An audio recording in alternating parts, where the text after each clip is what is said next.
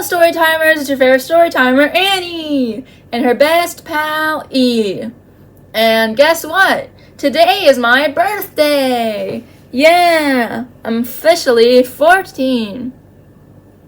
And now that I'm 14, I get a lot of responsibilities to do. Like starting 8th grade. That's one of my responsibilities. What responsibilities do you have once you start your next birthday? And the best birthday gift for me is if you like and subscribe to Anytime Storytime for more amazing adventures with E and the rest of his pals on the Anytime Storytime channel. Now, for today's reading, we're going to be reading Chapter 5 of The Indian in the Cupboard by Lynn Reid Banks. If you have this book at home, why not go grab it so we can read together?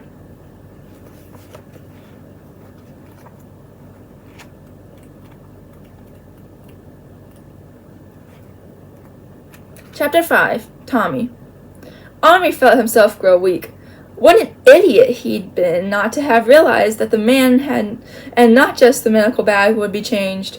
Or had he? After all, what did he need more just then than a bandage of the right size for the Indian?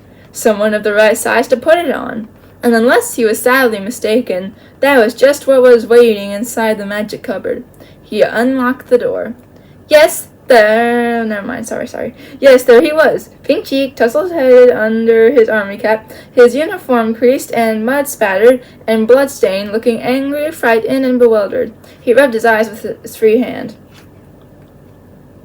"Praise be for a bit of daylight, anyway," he said. "What the—" Then he opened his eyes and saw Omri. Omri actually saw him go white, and his knees gave way under him. He uttered a few sounds, half curses and half just noises. He dropped the bag and hid his face for a moment. Omri said hastily, "Please, don't be afraid. It's all right. Then he had an absolute inspiration. "I'm a dream you're having. I won't hurt you. I just want you to do something for me, and then you'll wake up." Slowly the little man lowered his hands and looked up again. "A dream, is it? Well, I should have guessed. Yes, of course, it would be. The whole rotten was a nightmare enough, though without giants and he stared around Omri's room. "Still and all, perhaps it's changed for the better. At least it's quiet here. Can you bring your bag and climb out? I need your help." The soldier now managed a rather sickly smile and tipped his cap in a sort of salute. "Right you are. With you in a tick," he said, and picking up the bag, clambered over the edge of the cupboard. "Stand on my hand," Omri commanded. The soldier did not hesitate a moment, but swung himself up by hooking his free arm around Omri's little finger. "Bit of a lock, this," he remarked. "I won't half enjoy telling the fellows about this dream of mine in the trenches tomorrow." Omri carried him to the spot where Little Bear sat holding his leg, which was still bleeding. The soldier stepped down and stood knee-deep in carpet pile, staring. "Well, I'll be jiggered," he breathed. "A bloomin' Indian!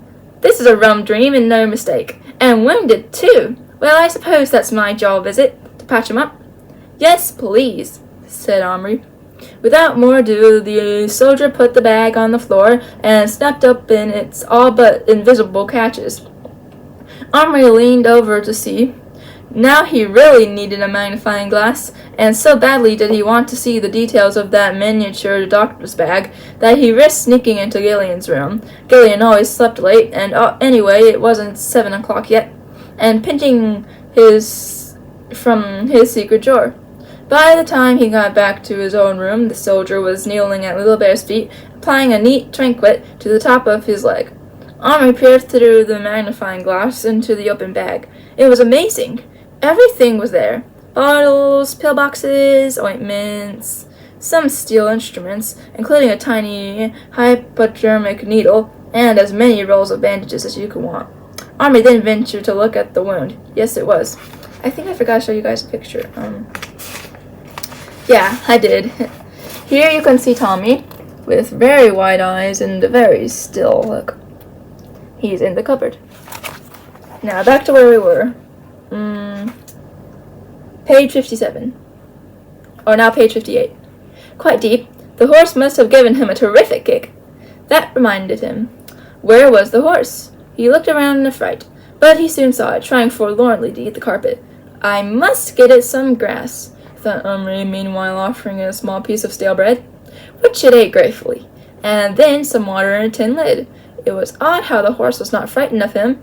Perhaps it couldn't see him very well. Then now, how do, said the soldier, getting up. Omri looked at the Indian's leg through his magnifying glass. The wound was bandaged beautifully. Even Little Bear was examining it with obvious approval. Thank you very much, said Omri. Would you like to wake up now? Might as well, I suppose. Not that there's much to look forward to, except mud and rats and the German shells coming over. Still got to win the war, haven't we? Can't desert even into a dream, not for long, that is. Duty calls and all that, eh? Omri gently picked him up and put him into the cupboard. Goodbye, he said. Perhaps sometime you could dream me again. A pleasure, said the soldier cheerfully. Tommy Atkins at your service. Any night except when there's an attack. None of us gets any sleep to speak of then. And he gave Omri a smart salute. Regretfully, Omri shut and locked the door. He was tempted to keep the soldier, but it was too complicated just now. Anyway, he could always bring him back to life again if he liked. A moment or two later, he opened the door again to check. There was the orderly bag in hand, standing just as Omri had last seen him, at the salute. Only now he was plastic again. Little Bear was calmly pulling on his blood-stained leggings. Good magic, he remarked. Leg feel good. Little Bear, what will you do all day while I am at school? You bring bark of tree. Little Bear make a long house. What's that? Iroquois house. Need earth, stick, posts in. Earth? Posts? Earth, posts, bark. Not forget food. Weapons, tools, pots, water, fire. There were no quails at breakfast that morning. Omri gulped down his egg and ran. In the greenhouse he found the seed tray already full of soil, well pressed down.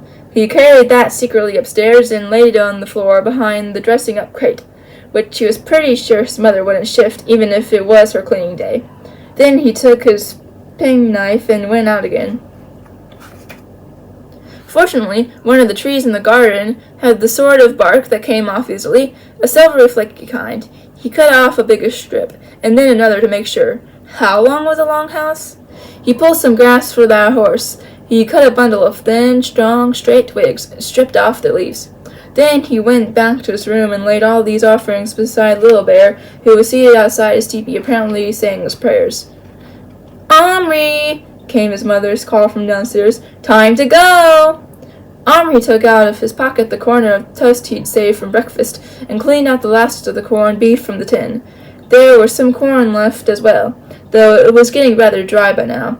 He filled up Action Man's beaker with the water from the bathroom, pouring a little into the horse's drinking lid. The horse was munching the fresh grass with every sign of enjoyment. Omri noticed its bridle had been replaced with a halter, cleverly made of a length of thread. Omri! Just coming. The others have gone. Hurry up, you'll be late. One last thing. Little Bear couldn't make a long house without some sort of tool. Besides his knife, he'd seen an axe. He needed an axe. Frantically, Omri rummaged in the biscuit tin. Ah! A knight wielding a fearsome-looking battle axe. It wasn't right, but it was better than nothing and would have to do. In a second, the knight was locked in the cupboard. Omri! 1 second! What are you doing? Crash! The axe was being used on the inside of the cupboard door. Crash, crash, crash. Omri wrenched it open and snatched the axe from the startled hands of the knight, who had just time for one horrified look before he was reduced to plastic again by the slamming of the door. Never mind. He had looked most unpleasant, just as knights must have looked when they were murdering the poor Sacrians in Palestine. Omri had very little time for knights. The axe was a beauty, though. Shining steel with a sharp edge on both sides of the head, and a long, heavy steel handle. Omri laid it at Little Bear's side. Little Bear! But he was still in a trance, communicating with his ancestors. Omri supposed. Well, Little Bear would find everything when he came to. There was quite a trail of spilled earth leading behind the crate. Omri flashed down the stairs, grabbed his parka and his lunch money, and was gone. And that, my friends, is the end. Tomorrow we'll be reading Chapter 6, The Chief is Dead, Long Live the Chief. A very complicated chapter, perhaps. There's not much time, so, like I said, you can like and subscribe for more awesome adventures with Anytime Storytime and her best pal, me. Goodbye, guys!